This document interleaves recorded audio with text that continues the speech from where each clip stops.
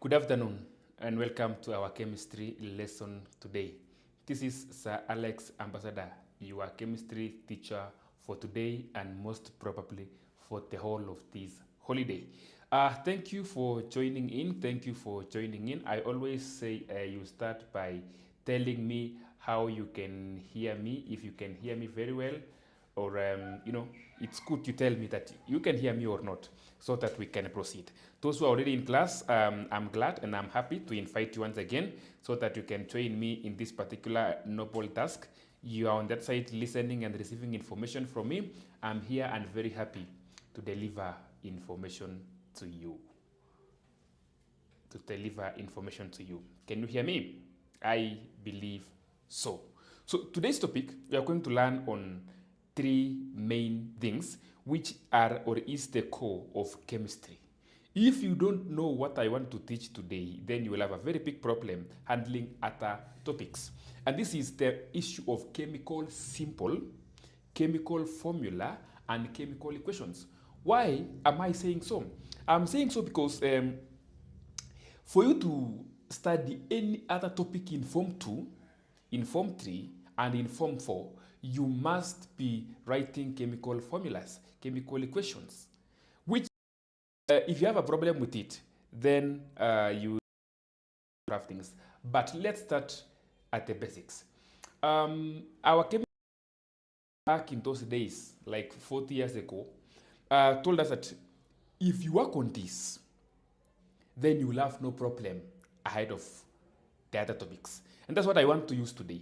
If we work on proper chemical symbols, formulas, and equations, you are sure of what you are writing. You are sure of how to balance it.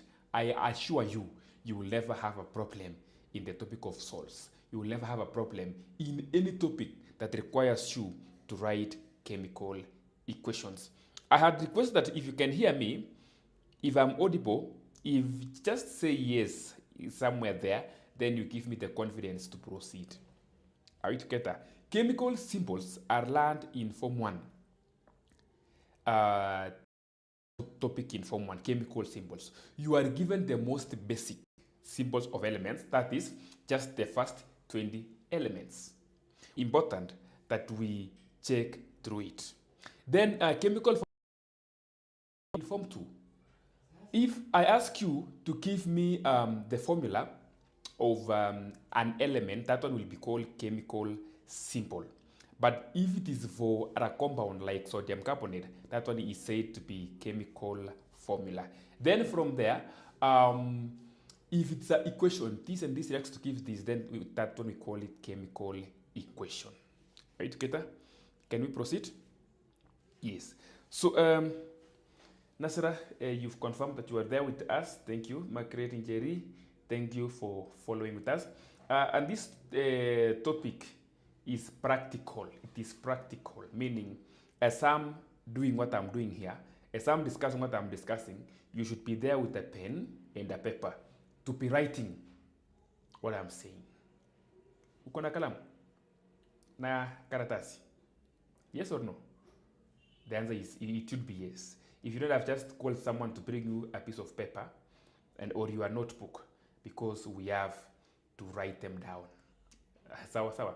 So I want to acknowledge the following. McLean 0V in class. I want to acknowledge Kipepeo Safe Space in class. Juliet, Mercy, and Nasra and Margaret, those who are the ones who have talked back to me from the chat section. And I'm happy because, when I'm teaching and I know the following are in class, then it makes me proceed very well. So let's start by looking at the chemical symbols. Chemical symbols. Instead of writing the whole name of an element like carbon, you simply write the symbol, which letter or letters represent carbon. And let me tell you, for all the 160 elements, there are no two that share a symbol. Kila mtu na symbol yake. They are very different. Every element has their own symbol. There are three categories in which we assign symbols. There are three categories in which we assign these letters that stands in for a certain element. I'm going to give you the first category. The first category is the category whereby we simply pick the first letter of the name. For example, element like carbon, we simply pick C. Are you together? Element like oxygen, we simply pick O. Element like nitrogen, we simply pick N. Are you together? Kuna mtu nilimuuliza symbol for nitrogen akaniandika N2. N2 is not symbol for nitrogen. That one is a symbol for nitrogen molecule. Likewise to O2. But symbol for oxygen is O, for nitrogen is N. Then we have hydrogen.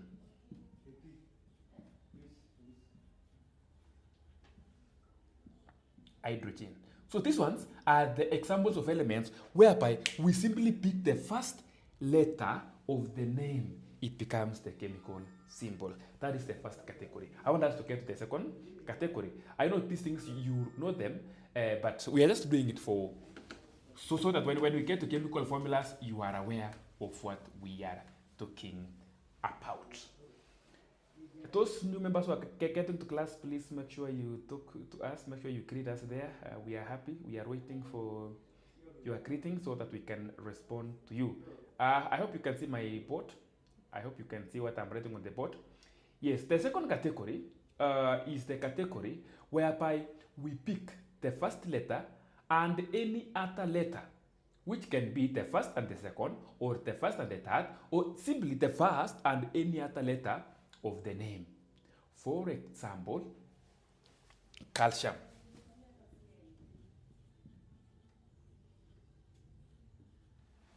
We pick C and A. Are you together? Yeah, pili, we have cobalt. Cobalt, I may have not mentioned it yesterday among the first 20 because it's not there.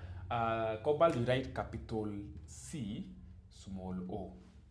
Cobalt. Then we have chlorine. Chlorine is capital C, small l. I don't know who taught you how to write the issue of letters, capital and small, but I'm a guy to know equal small, yes. Then we have magnesium. The symbol for magnesium is capital M, small g. So you see, I've just picked M and G, C and L, C and O, C and A. The last example is manganese.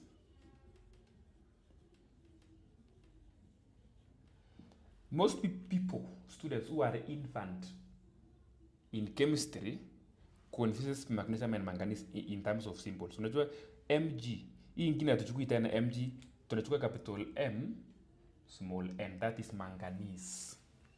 That is manganese. Are you together? That's our second way of assigning chemical symbols. I'm just giving you examples so that you can also know how these things goes by. Are we together, everyone? Can we get to the next part now, the third part on assigning chemical symbols? Hapo kidogo mpaka niwangoje munirespondie, pengine watu wameweka simu Iran alafu wakaenda kulala. Can we proceed now? Can we get to the third way of assigning chemical symbols? Nataka kuona kina Nasra wakiniambia yes, so that we can proceed.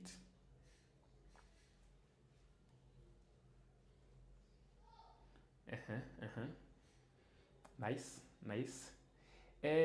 So the third category on how we can assign chemical symbols is very simple again. We use Latin language. Why do we use Latin?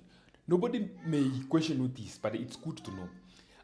Most of the science in those ancient days started and were being taught in Latin before English became the famous language. Nowadays, English is being spoken by majority of the people in the world, followed by, is it French? I put tafuta ujue ni kandio number 2, ama ni German, but I think it's French. So we have the Latin name. And this Latin name was being used in those days. So it was considered. I'm going to give you elements because I know you are wondering how potassium,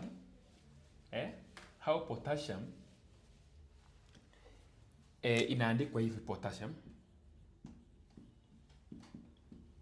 lakini unaambiwa symbol yake ni K. This K was derived from its Latin name kalium. Staandika hizo. It's not necessary anywhere. Ukishashika hii, nobody will ask you ilitoka wapi. Wewe unajua tu K ni potassium. Then we have sodium. Sodium, it was derived from what we call natrium. Natrium is the name, Latin name for sodium, so it's called natrium. But now the symbol is A. I hope we are okay after that point. Silver. Don't confuse silver and another element there which I'm going to give you. Silver is Ag. Why? What's the Latin name? It is addendum. That's why we picked A, capital A, and small a. So we have gold.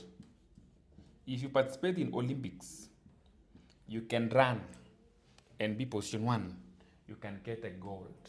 Gold is called aurum. A-U-R-U-M. Aurum. So we are only picking A-U.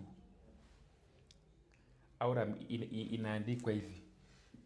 Aurum. Kuna mwanafunzi aliambia if AU is the symbol for cold and aurum is the name for cold, so akauliza if this U was picked because we know EA ndio hii. Sasa akauliza EU ni hii ama ni? Kumwambia hiyo pangi apeleke mbali sana. Now, after gold, I just want to add you more. We have what we call iron. You know iron, those who are doing chemistry, ferrous. So it is Fe. Capital F, small e. Then lead. We all know lead. Lead is called plumbum. Lead. Hapo sasa ndio watu wengine wanashindwa. B and P. Ama P and B. That is capital P, small b. That is the symbol for lead. The Latin name for lead is plumbum. So we pick the P and B. Then we have, not last 3 seconds, last we have mercury. Mercury.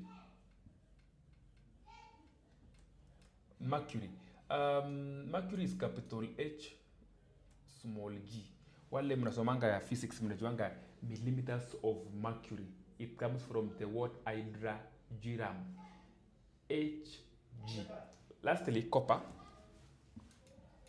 Copper, we have copper here. Copper is Cu. Cuprum, Cu. And very many others. You know, we just give you the basics. After we have given you the basics, you go and learn more. And more. Just make it a van of learning chemical symbols. Don't make it ikuwe kitu ngumu. So I'm done with the first part, chemical symbols. Kama uko na swali, ask. If you have a question on that part, you can ask before we get to the second part. So somebody is saying, I can't see well of manganese. Manganese is capital M, so capital M, small n, Mn. That is for manganese. Are we together, Juliet? Yes. Yeah, so let's get to the second part and then we go to the third part. The second part involves writing of chemical formulas. It involves writing of chemical formulas. That is simply the symbol for compounds. Yes. Now, I would like us to start with the simple ones. We proceed to the most complicated ones because we have the simple ones. I don't want to lie to you that all of them are the same, but you have to realize that, for example, look at this. Sodium oxide, but sasa kuna ingine inaitwa ammonium sulfate. Inaandikwa hivi, ammonium sulfate. Hapa iko na 2. So you see, in these ones, this one is the most basic. Yeah, so we are starting from the most basic to the ones that we can say they are somehow complicated. That it's not complicated, but somehow compared to. Yes, and it's one of the most interesting areas. Now, what determines how chemical formulas are written? Two things. One, the chemical symbol of each element. Hiyo nayo lazima ujue vizuri. You must know how to write proper chemical symbols. For example, hii mtu akiandika hapa hivi NaO, huyu mtu ako na idea lakini hajui. Ukiniandikia hivi, I will chase you away from Kenya. This one don't. So that's why I started by asking you about or teaching you about chemical symbols. Julia, umenielewa venye nimesema? Now, the second thing apart from chemical symbols, the second thing that you need to know is what we call valency. Valency is the combining power of an element. Valency. Ukishajua what each element has as the valency, then you are ready to go. Hiyo nayo uko sawa kabisa. Valency. Then, this combining power called valency are being exchanged by the elements forming up the compound. For example, taka tuandike like 6 of them, between 6 to 10. Trust me, inafaa ukue umeelewa. Kitambo tufike number 10, my friend, my friends, my sister, my brother, my son, my daughter, you must have understood. Taka tufanye 10 of them. Wewe kitambo fike number 4, make sure umeshika venye kunaenda. Somebody is asking what is the chemical formula for iron pentacarbonyl. Wewe mbona unaenda vitu za campus first year, tawaandikia at the end of the lesson kipepeo safe space. Hiyo kwamba umeuliza iko juu yako sana pale because umeulizia nafanya aje nitakuandikia. Now, look at this. Ndaka tuanze number 1, sodium oxide. So lazima ujiulize sodium iko na valency ya ngapi? 1. It has a valency of 1. Also ask yourself, oxygen iko na valency ya ngapi? 2. These are meant to exchange their valencies. E2 iende hivi, O ikuje hivi. I mean, 1 iende huko. So it's going to be Na2, then O1. But for a scientist like you, you must know that kama ni 1, you don't have to write 1. Why? Even if you write 1, you are still correct, but why write? Something that when it is there or when it's not there, it doesn't matter. Why write? That is sodium oxide. Now look at this, number 2. Calcium oxide. So you have calcium, then you have oxygen. So the first thing that you need to ask yourself is, what is the chemical symbol for calcium? Okay, which is Ca, then O. Then what is the valency for calcium? 2. What's the valency for oxygen? 2. So what is the formula? Ca2O2. But again, ladies and gentlemen, if these two numbers are the same or they can cancel each other, then let them cancel each other. So we are going to have calcium oxide. Are you seeing now? Yes. Now, look at this. Carbon 4 oxide. Kuna carbon 4 oxide na kuna carbon 2 oxide. Now, if I say carbon 4 oxide, so we have carbon, then we have oxygen. Oxygen has a valency of 2. Now, carbon 4, that is a statement which is quoted. It is already fixed. Carbon 4. Kumaanisha nini? Carbon has a valency of 4. You are already fixed. Don't work outside that. So, this is 4. When they exchange the valencies, it's going to be C. They exchange the valencies this way. It's going to be C2O4. Now, with the knowledge of mathematics that you have, 2 and 4 are divisible. So this you cancel this by 1. You get this 2. So we have CO2. This is the symbol for carbon 4 oxide. Are you doing well? Now, for carbon 2 oxide, we still have carbon and oxygen. Carbon 2. So umefixiwa hapa ni 2. Normally, oxygen has a valency of 2. When they exchange, we have C2O2. If they are the same numbers, why remain? Let it be CO. This is carbon 2 oxide, that is carbon 4 oxide. Are we together up that point, Nasra? So you need to understand that. So tumefanya ngapi? 1, 2, 3, 4. Let's proceed. Look at this. Nataka tuendelee kidogo. Tukifika number 10, kuna compounds zingine which they are being written without following this. Which compound is this? Wacha niandika hapa ndio mniambie as we are proceeding. What is the name of this? And what is the name of this? We have the first one here, the second one here. Niandikia hapa kwa comment section. Ya kwanza, what's the name of this compound? And what's the name of this compound? Na2O2, H2O2. Well, yes, just tell me what is the name of those compounds. Tuendelee. It has their own, there is a reason as to why we don't cancel those two. Yeah. Yes. So let's continue with our writing of chemical formulas. But you've seen the most important thing is what we call combining power, which is the combining power of the element, which is the valency. Right, together. Another one, we can write magnesium and fluorine. Magnesium and fluorine. Iko na valence ya 2, iko na valence ya 1. So it's going to be magnesium fluoride. Ni kama tu magnesium chloride. Magnesium chloride. You see, E2 imetoka kwa magnesium. Lakini for sodium and chlorine, to form a compound, iko na valence ya 1, iko na valence ya 1. So it's giving you sodium chloride.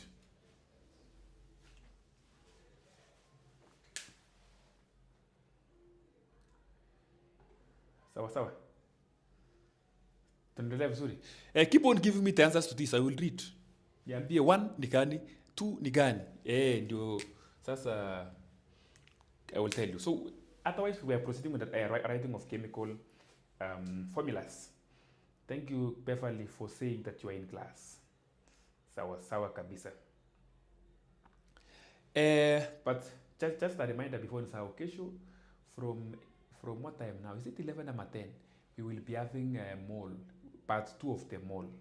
Kumbuka part 1 tulitwanga, so we are going to discuss part 2 of the mole tomorrow from 10. Yeah, I think 10 makes sense. From 10 up to 11 or up to 12, so that so you invite us. Now let's proceed. Kuna ingine hapa natafuta niwape. What did you Kibebe wanasema we already did. Moles hatukumaliza. We just did the introduction part. Hatukumaliza sana. Sawa Kibebe. Aya, look here. Aluminium oxide. So ukishajua the combining power of aluminium na oxygen, hii iko na 2, hii iko na 3. Mbona hii iko na 3? Because the electronic configuration is 283. Hii iko na 2 because it is 2:6. So it is gaining 2, ndio hii. It is losing 3, ndio hii. So it's going to have Al2O3. Right together. Before I answer this, I'm giving another assignment. Write for me the chemical formula for iron 2 oxide and iron 3 oxide, and lastly try iron tetraoxide. 3 iron tetraoxide. Write for me the chemical formulas to this. Na usijibu moja, kama utaki kujibu na waja. Unaandika 1 formula yake, 2 formula yake, 3 formula yake. Kuna mtu anaandika 1 na anaacha nayo. Just be consistent. Sema 1 ndio hii, 2 ndio hii. Kama utaki kupanga kazi hivyo, wewe tulia, wewe watch tu, ngojea wengine wafanye hivyo. So I want to read the answers to this. In the meantime ukiandika hiyo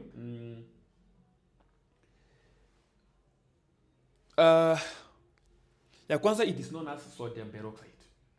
The higher oxide of sodium peroxide. Kuna watu wamepata hapo, ni sawa. Kina kipepeo washajibu, nimekuelewa mbona ulikuwa unasema we already did. Okay, sawa. Hii ya pili, H2O2 is known as hydrogen peroxide. The higher oxide of hydrogen. If you decompose hydrogen peroxide, you get oxygen gas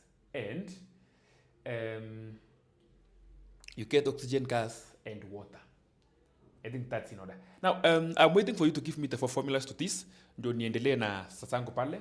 In fact, I'm almost done teaching you how to give chemical 4 formulas. Leo hatutakaa sana it's better we spend time on writing of the chemical equations because that is where a lot of time is needed. Symbols here and there. Yeah. So, Cartoon Physics, thank you for following my programs. Share with your students, mwalimu. Maclean Serovia anasema kama hatujui zote, uweze kwanza kujua zote. Okay, kama hujui zote ni sawa. I'm talking about a person mwenye anajua zote lakini anaandika ya kwanza atulie, andika ya pili atulie, andika ya tatu anatulia. So let me give the names to this or the formulas to this. For those who are following my program last week, I gave out the formula to this triion tetraoxide. So this one, ion 2 oxide inaandikwa hivi, ion 2 oxide. Sawa. Ion 3 oxide inaandikwa hivi. This is ion 3 oxide. I hope you can see it.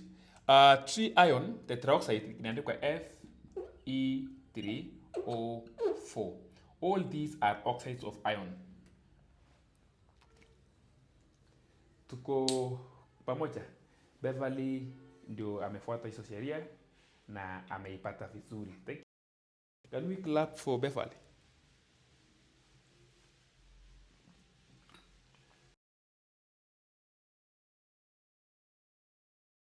Chat section.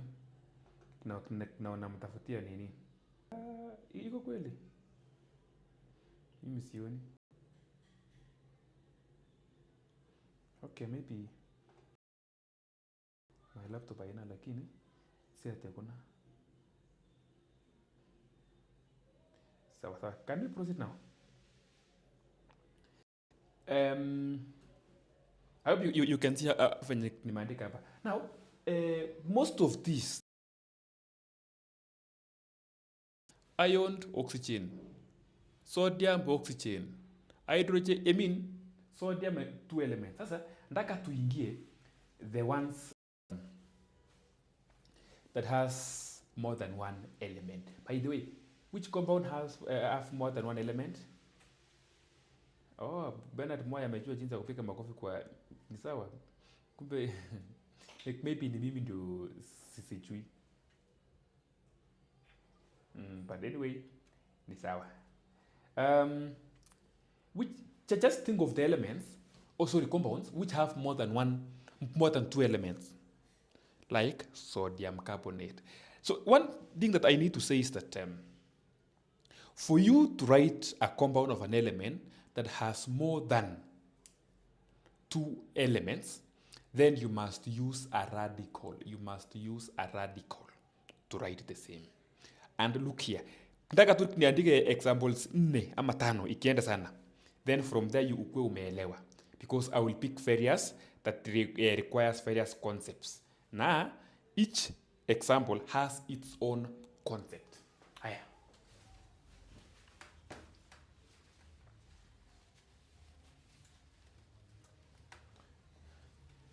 Mlifurahia venye waliondoa Adani nini deal. Mlifurahia kweli? Sasa Adani hawezi jenga airport. Mimi sikufurahia. Look at this. Unajua jana tulisema a radical behaves exactly like an element. It reacts as a unit. You see, the same way oxygen forms a compound with sodium. Na ikue sodium oxide. The same way, sodium can form a compound with a carbonate. Then it becomes sodium carbonate. You see, this two is the valency. Ndio maana imekuja hapa. Are we together? That's why hiyo 2 imekuja hapo inakuwa sodium carbonate. Then I said again this last week. Don't bring your negative. Ati sasa umeandika compound vizuri na bado umeleta hii negative pale. Hii 2 negative. No. You are ruining a very good chemical formula. Please let's not go to that direction. Ukishaandika compound, a compound. Now, so that's how it is. Look at this second example. Already kuna kitu learn from this. Now, my second example is this calcium carbonate. So calcium iko na valence ya 2, carbonate iko na valence ya 2 still. So we are going to have calcium carbonate. You see, hiyo 2 ya hii na 2 ya hii image cancel. It was supposed to be here and here. So this is formula for calcium carbonate. I want to show you the third one. I want to show you the third. Now, the third one now. I want to get to the third one. I want to show you the third. Now, the third one now. I want to get to the third one. You see, in this case, there is no bracket anywhere. But I want to write the one. At what point are we supposed to introduce a bracket formulas? Introduce a bracket formulas.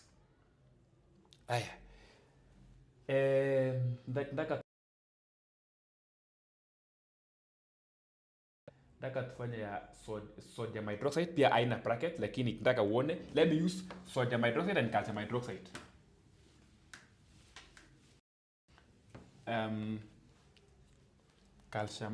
Sodium hydroxide inakaa hivi, kuna valence ka 1, hydroxide kana kuanga hivyo. Hiyo charge niko nayo ndio valence yake. So valence yake. So ni 1 1. So the formula is going to be sodium hydroxide. Now, calcium hydroxide hii iko na 2, then hydroxide kama kawaida tumesema iko na 1. Yesterday niliwapea all examples of radicals. Wala amko lesson yangu, you can still go back. Check yesterday's lesson. It's still there. It was attended by a good number. It was over 20. Yeah, so just go. I have over 200 lessons. Usipoeke nyumbani tukiwa na lessons mingi hivi. Ambassador speaks, then you will get all of them. Now look at this. They exchange the valences this way. Ni kama dawari kwa kina ng'ombe, alafu ng'ombe inaenda kwa kina msichana. Hii valence ya calcium inaenda huku, hii inaenda huku. So how I will write this Ca then OH, alafu niweke 2. You see these 2? I have to put it there, and the bracket must be accompanied. So I'm taking some water. Tell me why we have to put a bracket.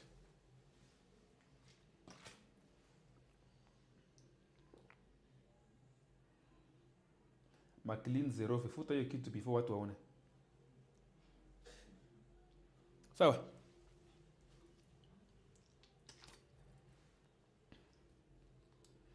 McLean nimekuambia harakisha. Mbona nimeweka hapa bracket?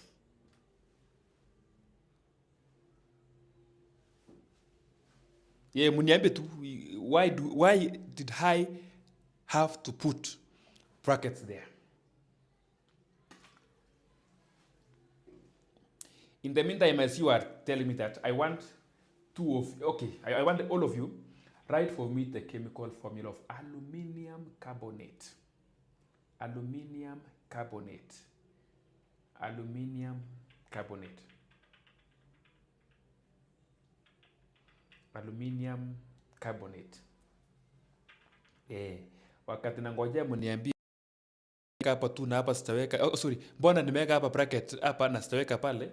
Be writing for me the formula for aluminum carbonate.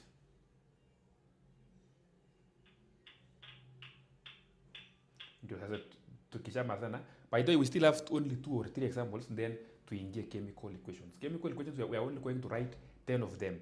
Then from there, I will lead you the way you write, you learn, but I'm just giving you the most basic ones, and the which way. I will tell you how to do it. You will actually have no problem with chemical equations. Before the end of this lesson, inafaa ukuwe umeshika kipepeo. Ni vizuri umefuta. I was spying time, sikuwa nataka comment, lakini ni vizuri umeondoa hiyo kitu ulikuwa umeandika. Now, because no one knows why we are putting brackets here and we are not putting brackets here, is because you can imagine tukiandika hivi.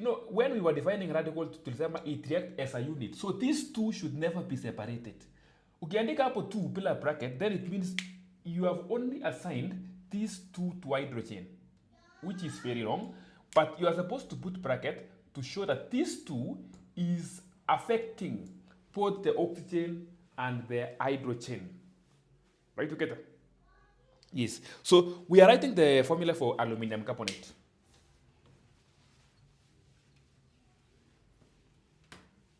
Aluminum carbonate. So we have aluminum, then we have carbonate. Hii kama kawaida ukishaona hapa hiyo ni valence yake, which is 2. Aluminum inakwanga 283. They are not the same numbers. They have to extend aluminum with 2, then carbonate hivi 3, lazima weke nini? Bracket. Why? These 3 affects all of them, or it belongs to both carbon and the 3 atoms of oxygen. Kipepeo, safe space, thank you. That's very correct. Aluminium phosphate. Now I want the formula for aluminium phosphate. Formula for aluminium phosphate.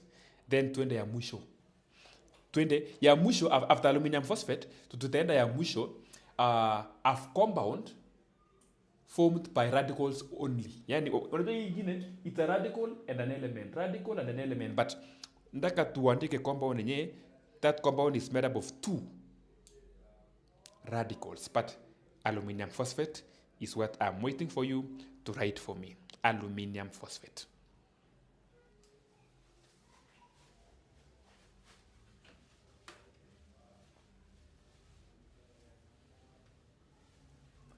Aluminium phosphate. Kuna mtu nampenda hapa sana, anachita kipepeo safe space. That is very well, because you are just responding immediately. I don't know where my good friend Nasra ameenda. Are you still in class, Nasra? Let me confirm if Kitao from 3R is there. 3R ya Loreto. Kitao. Papi Pilo, thank you, that's very correct. Who else?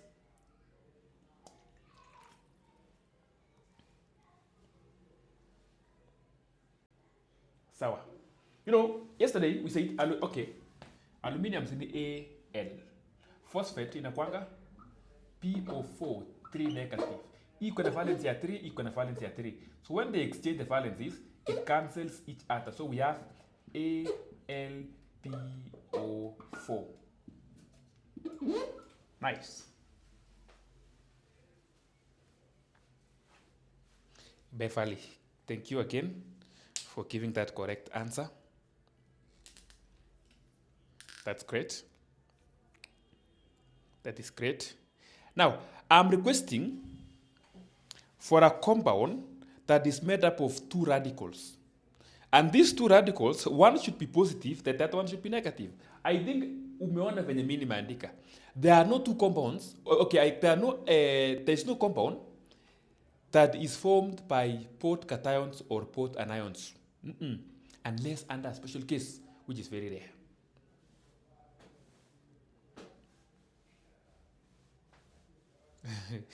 Yani, nataka ufikirie, which one is this compound that is made up of two radicals? Hiyo ni gani? Can you think of it?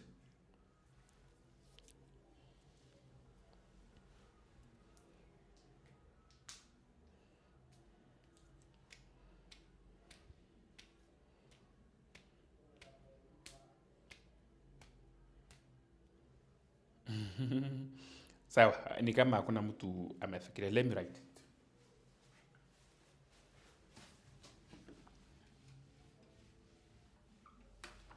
Sasa nikiamua kuangojea itanishinda kama ni Yesu tunamngoja arudi ama ni nyinyi ndawangojea mnipee formula. Do you know ammonium ion? Ammonium ion tulisema kinaandikwa aje? NH4+. Do you know hydroxide ion? Inaandikwa OH negative. The two of them are radicals. Hii iko na 1, hii iko na 1 still. So the valencies will just cancel each other because it is 1, 1. So we are going to have ammonium hydroxide. Can you see it? Ammonium hydroxide. Now, nimekupea example of a compound formed by two radicals. Radical and a radical. Now, give me another compound again formed by two radicals basi. Kama hii nimekupea na umejua venye inafaa kuwa. Now, give me another compound made up of two radicals. Beverly, it's good, but give us in terms of the formula, not the name. Kumbuka we are remaining with less than 20 minutes na inafaa tukimbize tuandike chemical equations, but chemical equations hiyo tutaipeleka tu vizuri, msikuwe na shida nayo.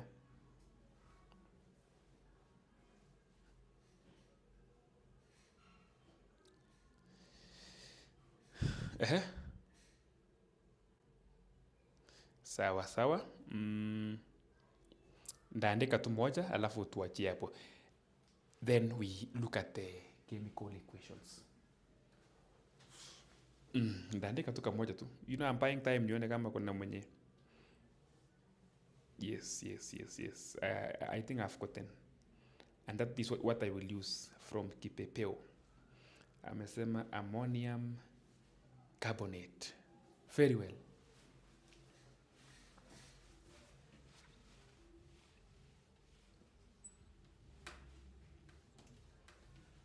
Si carbonate ndio hii. So E2 itakuja huku because iko na valence ya 2. It's going to be ammonium. Lazima uweke bracket 2 then CO3. Great. That's the best. Yes. So, hey, ladies and gentlemen, let's get to chemical equations.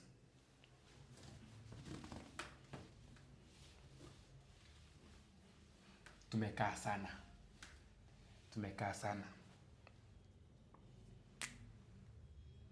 Chemical equations. Now, be very keen. For the next 20 minutes, chemical equations.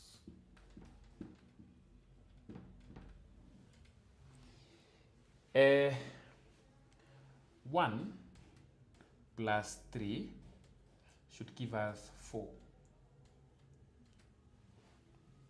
Yes. A plus B should give us AB. Now, there are 3 parts of a chemical equation. The first part is the part called reactants. The second part is the part called products. The third part is the part connecting the products and the reactants. It always appears in form of an arrow. This one, which is to give. That arrow means to give. But the most important is the reactants. Now, the ones that appears before the arrow are called reactants. The ones that appears after the arrow are called the products. That is how a chemical equation looks like. Let me write one. Sodium hydroxide, which is aqueous, plus hydrochloric acid, which is still aqueous, will give us sodium chloride, which is still aqueous, plus water. Plus water, which is in a liquid state. Now, I've used the most basic equation we can have.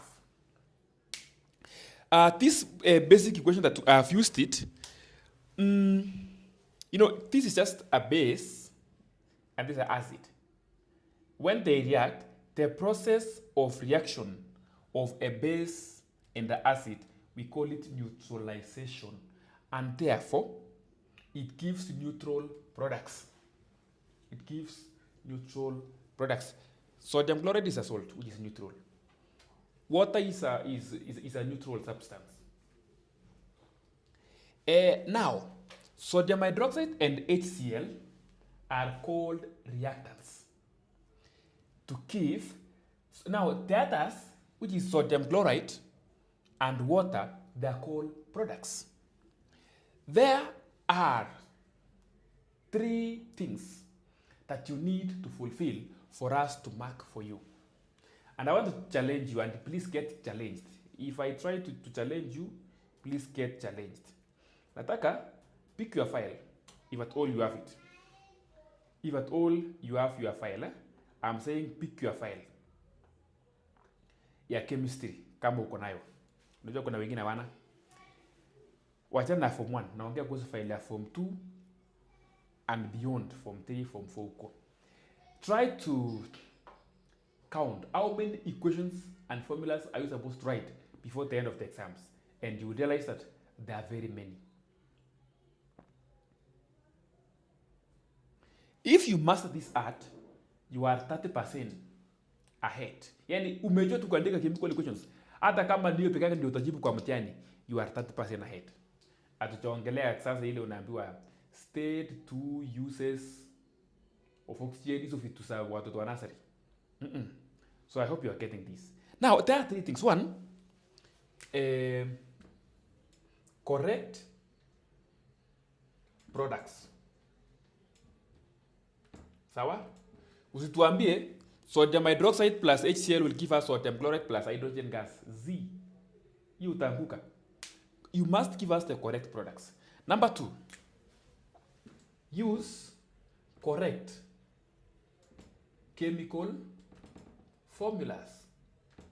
Hata kama umeandika vizuri lakini hapa umechanganyika ukatuandikia sodium chloride hivi, tutakuangusha.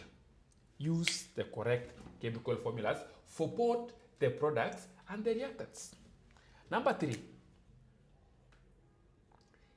give correct state symbols. Not state symbols, yes. Some of you mnaandika tu. So it should always be within your head. Isikuwe ni kitu ya kusahau. Mimi nikiandikanga tu hivi najuanga sodium hydroxide ni aqueous, hii ingine ni aqueous, hii ingine ni aqueous, hii ingine ni liquid. It is something that should be fixed in your head. Isikuwe kitu ati unakaa ni kama una case Z. Do the right thing. There are several state symbols. 1, solid. 2, liquid. 3, gas. And 4, aqueous. You must know that. We always use aqueous in salts which are soluble. Lakini if the salt is insoluble, then use solid because the salt does not dissolve. Yes. Ya mwisho sasa ndio tukumbakie. It will be well balanced. It should be well balanced. Usituandikie vitu zingine, it should be well balanced. Like in our case, lazima nijiulize. Sodium kwa product site ni 1. Nikienda huko ni 1. Oxygen ni 1. Oxygen huko pia ni 1.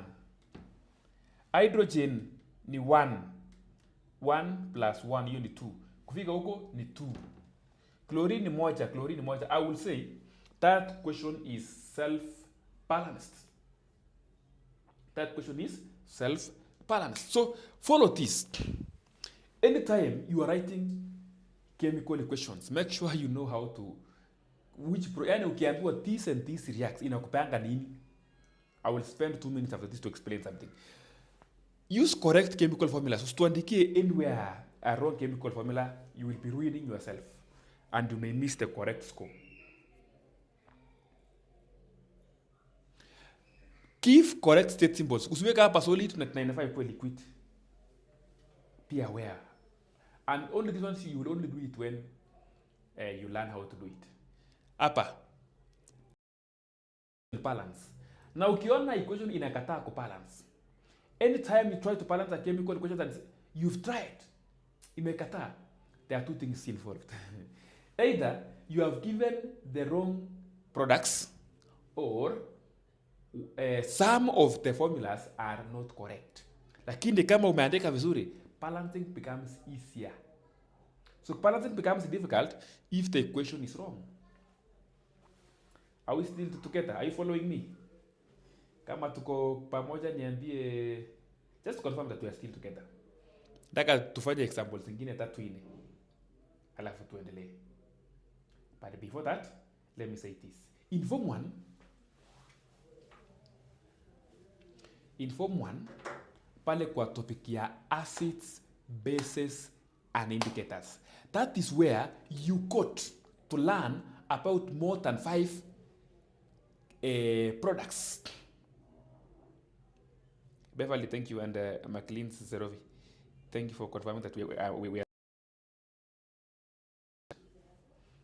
Na niko na zawadi yake tukifungua shule. I'm saying this. Kwa form, natakanga ukiambiwa this and this react, akili yako ishike iseme inakupea hii na hii. Margaret Njeri, which school are you? Which class are you? Are we in the same school with you, Margaret? Am I one of your teachers? Sawa.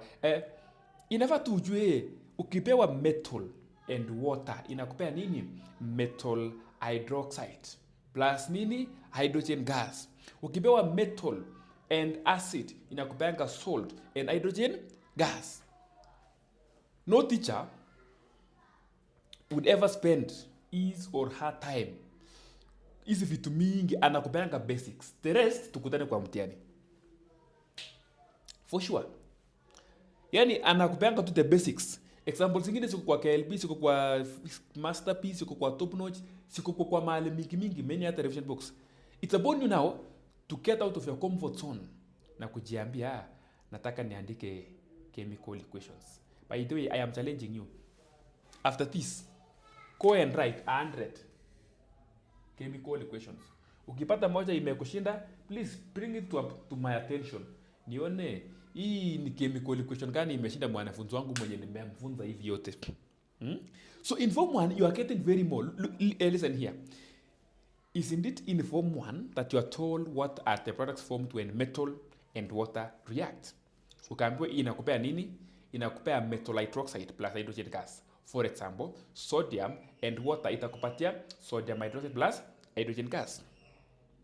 Sini form 1 tu ndio uliambiwa a metal and a acid will give you a salt and a hydrogen gas. For example, calcium and hydrochloric acid will give you calcium chloride plus hydrogen gas. It is also in form 1 that you are told metal and chlorine or any non-metal can give you a product of the same, like calcium plus chlorine gas, it gives you calcium chloride. It is in form 1 that you are told that an acid and a base like this react to give a salt and water, and the process is called neutralization. It is in the in form 1 still that you are told an acid and a carbonate would give you 3 products. a salt, water, and hydrogen gas. Someone asking, can I ask a question out of the topic? Okay, you can ask, but kumbuka hata mimi nimekuuliza swali, which school are you or which class are you? As you asking the question, answer my question. Now, acid and carbonate gives you three products: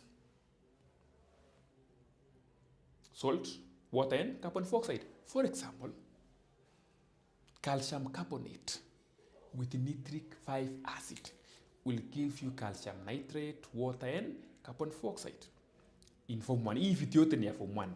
Now, I'm saying this because I know you will know how to write the proper chemical symbols. You know how to balance the equation, all the which are involved. Now, except on a special case, and please be aware of the special case things in chemistry. They are the ones that examiners loves the most. For example, can I give you some of the special case formulas and equations? We have said that a metal and acid reacts to give a salt and hydrogen gas. But copper and nitric 5 acid cannot follow that process. I'm asking you a question. Nataka uende ufanye research. Copper and nitric 5 acid concentrated, or copper and concentrated sulfuric 6 acid inakopea nini? It does not follow the normal formula we know that a metal and acid, it gives salt and hydrogen gas. I'm challenging you. Also, go out of your way. Kesho, before we start the topic of the most at 10 a.m., nataka tuanzie hapo.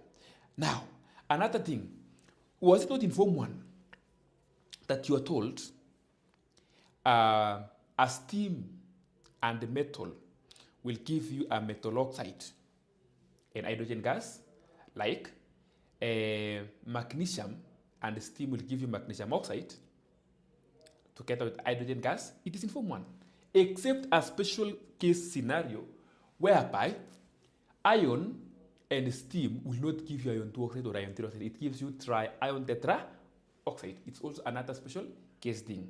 It is in Form 1 also that you are told a metal and water will give you metal hydroxide plus hydrogen gas. These things you are taught in Form 1. Almost all of them you are taught in Form 1. Singine ni wewe mwenyewe kujitafutia ujue. And by the way, let that one not be a problem to you. The more you write very many chemical formulas, chemical equations, ease of its sort, you will always sort the products. Now balance equation. By the way, make it a farm. Since tukiwa high school, those days, we had our group. Nilikuwa naambia mjama fulani, enda unikopie, because by the way, we only survived on KLB. Enda ukopi 10 equations from anywhere in the KLB. That's the time nilikuwa Form 2 nikitransit Form 3. All the way, that was how I practiced. Amenipea KLB. Okay, amenipea karatasi. Mimi nilikwenda kuandika 10 equations from the KLB. Namuletea ana balance. Mimi niko na marking scheme. At the same time, yeye pia anafanya the same. Nikimaliza nambea, ananimakia, nammakia. That was how I became a pro in writing of chemical equations and formulas. You too, you can be doing the same. Mpaka inafika mahali, I don't write the equation then balance. Naandika kama na balancing nikienda. Why? Because I got used to. If I were you, ningefanya venye mimi nilifanya na isi maneno utazijua. We have very many equations that you can write and you can work on. Taka tuandike kama 2, then nikuache ukipika zoezi. Kuna mtu ameandika swali amesema, question, state and explain the change in mass that occurs when copper 2 nitrate is heated in an open crucible. When copper 2 nitrate is heated in an open crucible, this is a question out of the topic. When copper 2 nitrate is heated in a crucible, the mass changes by decreasing, or there is a decrease in mass. Why? When copper 2 nitrate is heated, it decomposes to copper 2 oxide, nitrogen oxide, and oxygen gas. So the oxygen gas and nitrogen oxide escapes to the atmosphere. And so we remain with copper 2 oxide, which is a small amount of mass. Beverly, umenipata? Good. Nataka tufanye examples mbili tatu ndio nikuajilie wewe pia ufanye shughuli zako. Copper plus oxygen. Nataka tuandike tu examples tu kidogo, then I release you. Go. I am always telling you to invite people to our channel. Yes. The only day I don't have a live lesson is on a Sunday. And it is because I go to church. Wale mnaenda SDA, kesho, immediately ukitoka church, come and check. Ambassador leo amepost nini. Utapata, mimi sipostingi ujinga na postingi vitu zinaongezea mtu knowledge. Haya, copper, which is a solid, plus oxygen. Now, angalia hapa vizuri. Oxygen imeandika O2. Sitaandika OY because oxygen exists as a molecule. Then it will give us copper 2 oxide. Now copper 2 oxide, write the proper symbol. Ni solid. So tumeandika vizuri, we have the correct state symbol, correct chemical formulas, but kuna kitu moja imepaki. Sawa sawa. Hiyo kitu moja imepaki ni cobalanced. So unashika hapa hivi. Copper ni ngapi hapa? Ni mbili.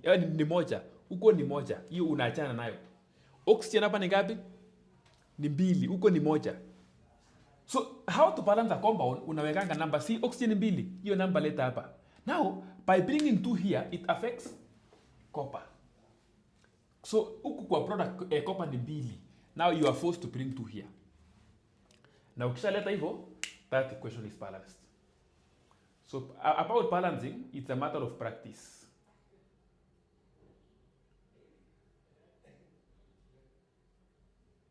Are you together? Boys and girls. Haya, nataka tuende example nyingine. Na wewe kazi yako pia ni kufuatilia. Na ukikuwa na swali, unaleta haraka haraka. Tujibu tukisonga mbele.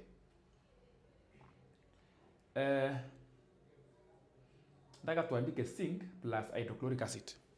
Zinc is a solid. Sawa, girls and boys. Plus hydrochloric acid, which is aqueous. Aqueous inamaanisha inapatikana katikati ya solid na ama ni dilute. Aqueous inamaanisha iko na maji. Now, that's how it is. So, in is solid, in metal and acid. So you must always be knowing that when a metal meets acid, it will give you a salt, which is zinc chloride. Angalia venye zinc chloride inaandikwa, which is aqueous. Why aqueous? Because zinc chloride is soluble. Plus, what was displaced here? Hydrogen plus hydrogen gas. Ukishafika hapo, you are almost there. You're only remaining with one thing, balancing. You're only remaining with balancing. Zinc ni moja, zinc pale ni moja. Achana nayo kwanza. Hydrogen hapa ni moja, hydrogen huko ni mbili. So you have to put 2 here. Putting 2 here makes chlorine 2. Na ukiangalia hapa chlorine ngapi? Mbili. That's how the equation gets balanced. Nataka mnifanyie hizi mbili, then we end the lesson. Calcium carbonate plus hydrochloric acid. Plus sulfuric acid. Calcium carbonate. Wacha niwawekea hapo kwa chat section. Wote maswali mbili tu.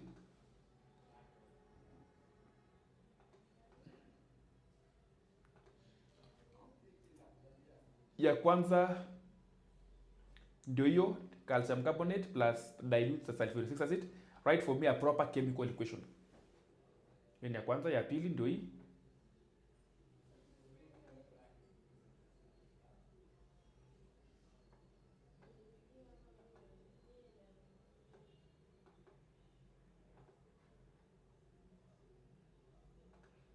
Watu wako wanaandika maswali.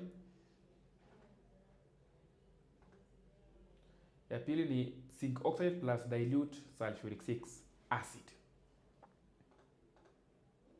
So mimi tunangojea sitaendelea because tunataka to mark hizo mbili, then you follow the suit. Aya, watu wako wanaandika faster. Inategemea ni nani anajua kubalance. Kwanza andika kwa karatasi kwanza. Ukisha balance, then you bring it now on the chart there. Yes, in the meantime, allow me to be cleaning the board. Also, some people are keeping on buying the exams. Leo nimetumana kama 3 hivi ama 4. So what am I saying? Have your exam also. Make sure you have your own exam. Make sure you do what? Kuna mtu anauliza kwa group at what's happening. Happening what? Situko. Wewe kwenda. Njeri Margaret, hii joke nayo imekupita. Waje nieleze ati Njeri is asking, what is happening on Tuesday? Goes, I saw someone asking sir if he's ready for Tuesday. Hiyo ndakueleza hiyo joke kidogo hiyo nayo. It was one of the politicians who was captured in a camera saying I'm ready for Tuesday. And up to today,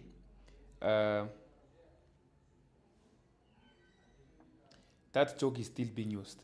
I'm talking while I'm waiting for you to kunwekea chemical form, I mean the chemical equation over there. Nawangoje tu. Nawangoje tu.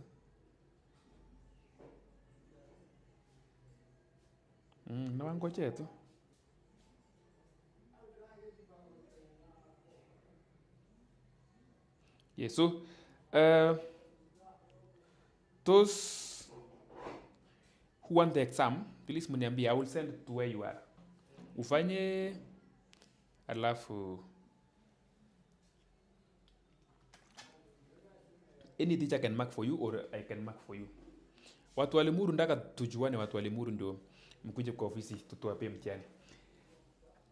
Well,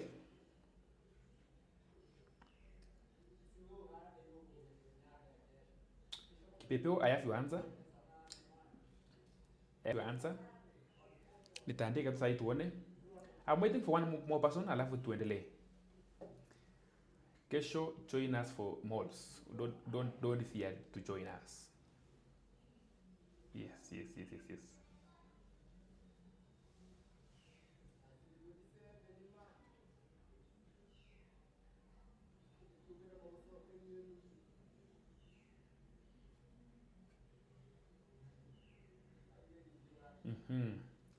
Sawa, ndaka tuanze na ya kwanza. Let's start with the first one. Ya kwanza ilikuwa calcium carbonate plus dilute sulfuric acid. Calcium carbonate inaandikwa hivyo. Solid plus dilute sulfuric acid H2SO4.